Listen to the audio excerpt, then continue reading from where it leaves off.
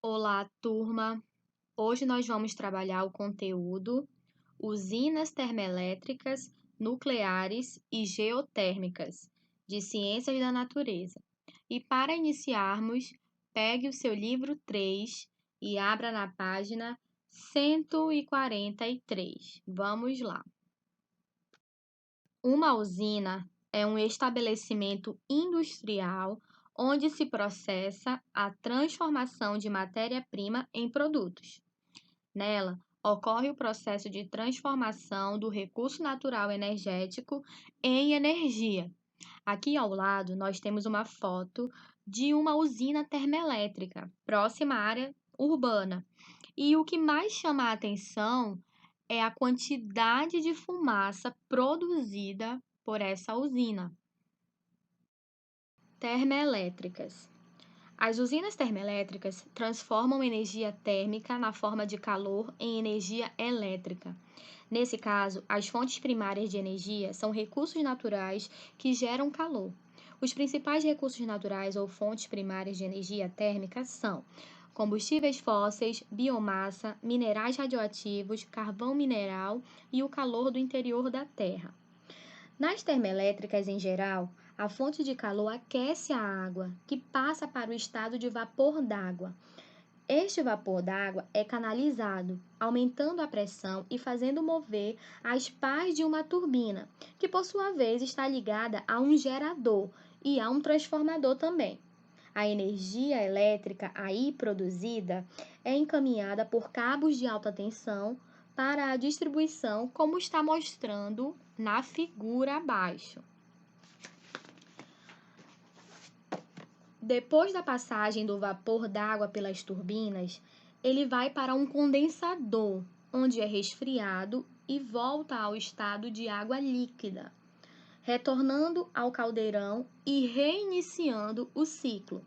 O vapor d'água também pode ser resfriado com a utilização de água fria de um rio, lago ou mar, próxima à usina. Esse resfriamento, porém, causa danos ecológicos em razão do aquecimento da água do ambiente, provocando a diminuição da quantidade de gás oxigênio dissolvido na água. Outra opção de resfriamento do vapor é o uso de torres de resfriamento, que enviam parte do vapor quente para regiões mais altas da atmosfera, alterando o regime das chuvas. Bom, pessoal, como está mostrando aqui no esquema de uma usina termoelétrica, nós temos aqui a água fria é retirada do rio, como eu já falei, ela é canalizada e vai para um radiador.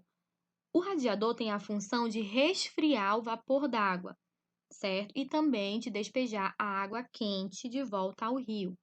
Em seguida, a água ela vai diretamente para uma caldeira, como está mostrando aqui. Essa caldeira ela pode ser movida a óleo, a carvão, a diesel.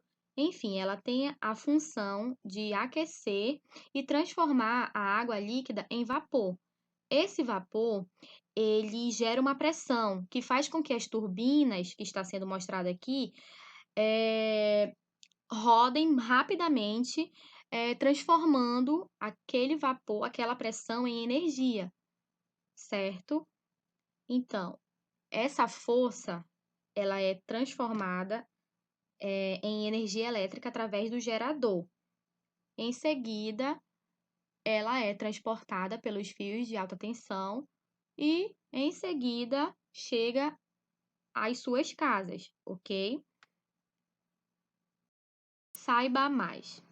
Nas usinas termoelétricas, o calor pode vir da queima dos combustíveis fósseis, como petróleo, óleo diesel, gás natural e carvão mineral, ou da biomassa, como bagaço de cana-de-açúcar, restos de madeira, lixo orgânico e etc. Elas ocupam uma área pequena e, portanto, podem ser construídas próximas às cidades, o que reduz os gastos com cabos de distribuição de energia elétrica. Apresentam alto nível de produtividade de energia elétrica e são alternativas para países que não possuem outros tipos de fontes primárias de energia. O funcionamento desse tipo de usina não depende de condições ambientais, como o sol, no caso das usinas solares, ou a vazão de um rio, no caso das hidrelétricas. Aquelas que são movidas à base de queima de combustíveis fósseis utilizam, entretanto, muito recurso natural não renovável. A queima, tanto dos combustíveis fósseis como de biomassa, gera muita poluição atmosférica. Além disso, essas usinas apresentam um elevado consumo de água, um recurso potencialmente renovável, e altos custos para sua construção. Então, nós temos aqui uma figura que mostra que a madeira é também um tipo de combustível de biomassa, que é utilizado nas usinas termoelétricas, ok? Usinas nucleares. Nas usinas nucleares ou termonucleares, a fonte primária de energia é a reação nuclear que ocorre com o mineral urânio, que é um material radioativo. Como combustível, o urânio é barato, porém é um recurso não renovável. Na usina nuclear, o reator é responsável por fazer o urânio liberar calor para ferver a água, cujo vapor acionará uma turbina geradora de eletricidade, como mostra o esquema a seguir. Então, simplificando esse esquema, nós podemos dizer que o coração dessas usinas é o reator. O reator nuclear, ele usa a energia contida no interior do urânio simplesmente para ferver a água. Então, daí para frente, tudo funciona como em uma usina a vapor qualquer, movida a carvão ou a petróleo. O vapor da água gira uma turbina que movimenta um gerador. Em seguida, produz a energia elétrica e, por fim, chega às casas, ok? Agora temos aqui uma grande desvantagem da usina nuclear, que é o risco de vazamento de lixo radioativo, que é extremamente tóxico. Não existe tratamentos eficientes para a radioatividade. Atualmente, esse lixo é enterrado nos desertos, no fundo de oceanos ou no interior de montanhas, existindo até projetos para enviá-lo para o Sol. Curiosidade: atualmente no Brasil há um complexo de usinas nucleares em operação, chamado de Central Nuclear Almirante Álvaro Alberto. Ele está instalado em Angra dos Reis, no Rio de Janeiro. A primeira usina, Angra 1, entrou em operação em 1985 e a segunda, Angra 2, em 2001. Para os próximos anos, está previsto o início da operação de Angra 3. Então, aqui nós temos uma imagem, né, da central nuclear Almirante Álvaro Alberto. Podemos perceber que ela é bem grande. Usinas geotérmicas. Nas usinas geotérmicas, a fonte de calor que transforma a energia térmica em energia elétrica é proveniente de grandes profundidades do solo. Embora seja um tipo de usina termoelétrica, na geotérmica não ocorre a queima de combustíveis, o que diminui a quantidade de poluentes lançados na atmosfera. Aqui nós temos a representação de uma usina geotérmica, ok? A existência das fontes geotérmicas podem ser percebidas até mesmo na crosta terrestre. As altas temperaturas das camadas inferiores da crosta terrestre aquecem a água dos lençóis freáticos que afloram na superfície em elevadas temperaturas. Em algumas regiões do planeta, a água surge na superfície na forma de jatos d'água, conhecidos como geysers, ou na forma de lagos, nas regiões de águas termais. Nós vamos ver o exemplo a seguir. Aqui nós temos, na figura A, um geyser na Islândia e na figura B, um lago de águas termais no Parque Nacional nos Estados Unidos. Agora vamos ao exercício de aplicação. Número 1. Forme dupla com um colega e leia o trecho da notícia de jornal a seguir. Você pode ler individualmente, não tem problema nenhum. Produção de energia elétrica no Brasil polui cada vez mais. A emissão de gases do efeito estufa e de outros poluentes que afetam a qualidade do ar voltou a crescer no setor elétrico brasileiro. Com menos água nos reservatórios das hidrelétricas, a produção de energia por meio da queima de combustíveis mais do que dobrou de janeiro a agosto deste ano de 2017. Para o presidente da Associação Brasileira de Serviços de Conservação de Energia, ABESCO, Alexandre Moana, o Brasil deve ficar cada vez mais dependente da queima de combustíveis nos próximos anos. Isso deve ocorrer, segundo ele, mesmo com o aumento da geração eólica e solar.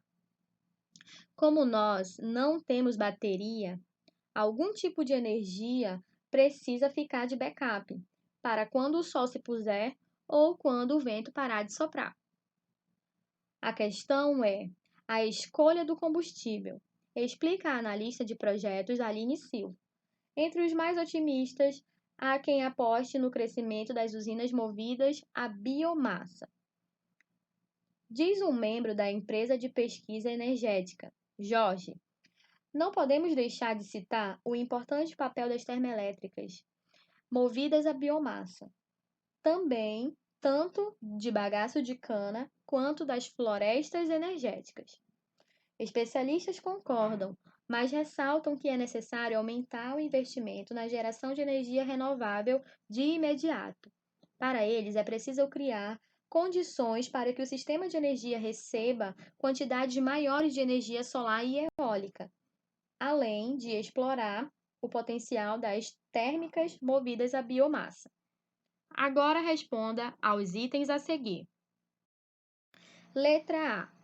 Por que houve o aumento de produção de energia elétrica por meio da queima de combustíveis? Olha só, nós acabamos de ler o texto.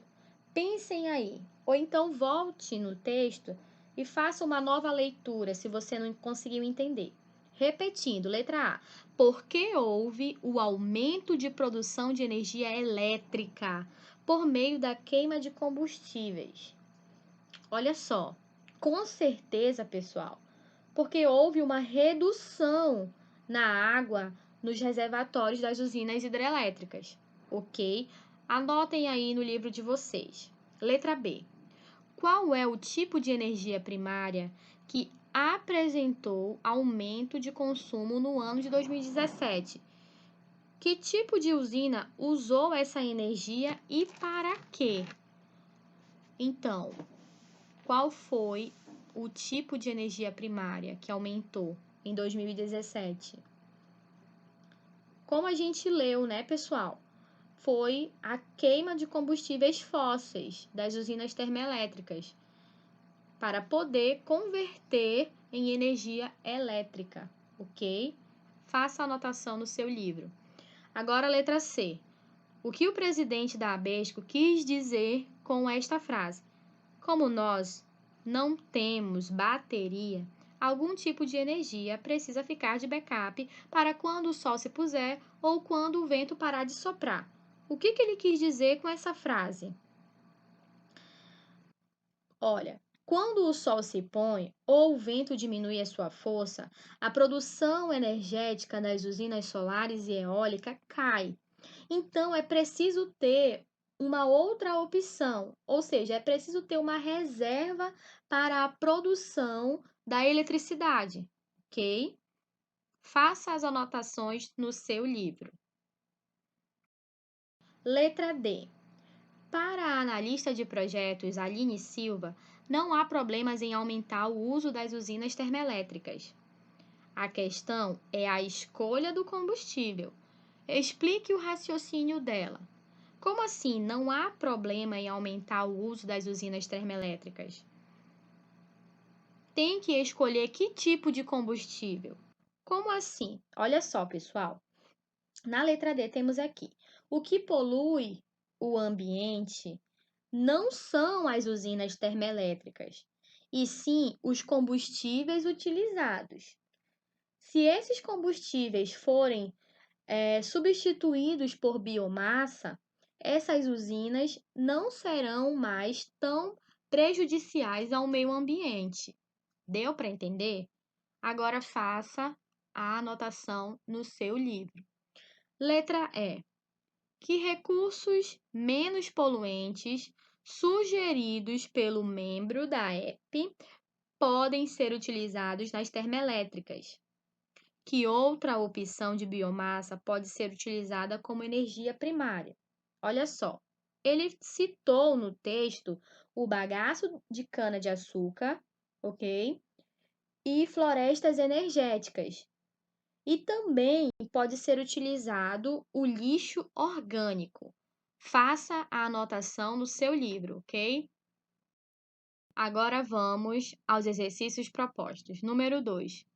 O funcionamento das usinas termoelétricas baseia-se no princípio de transformação de energia térmica em energia elétrica. Para essa finalidade, a máquina térmica, cujos componentes são essenciais para esse processo de conversão, apresenta características específicas, conforme o combustível nela utilizado. Com relação a esse assunto, responda se a afirmativa a seguir está certa ou errada e justifique sua resposta. As máquinas térmicas de usinas termoelétricas a vapor utilizam-se exclusivamente da queima de combustíveis para promover o processo de transformação de energia térmica em energia elétrica. Olha só, pessoal, essa afirmativa está errada, ok? Só se utilizam da queima de combustíveis ou de biomassa as termoelétricas propriamente ditas. As termonucleares e as geotérmicas não realizam queima de recursos. Faça a anotação aí no seu livro, ok? Número 3. Considerando que a usina termoelétrica nuclear não emite os gases que provocam o efeito estufa, assinale a alternativa que indica a principal restrição a esse tipo de produção de eletricidade. Temos aqui, letra A. A área de ocupação do solo é muito grande? Letra B. A emissão de gases provoca a chuva ácida? Letra C. Há risco de vazamento de resíduo radioativo? Letra D. A baixa produtividade energética? Letra E. Seu funcionamento depende de condições ambientais. Olha só, pessoal. Nas usinas nucleares, como eu falei para vocês, existe uma desvantagem aí.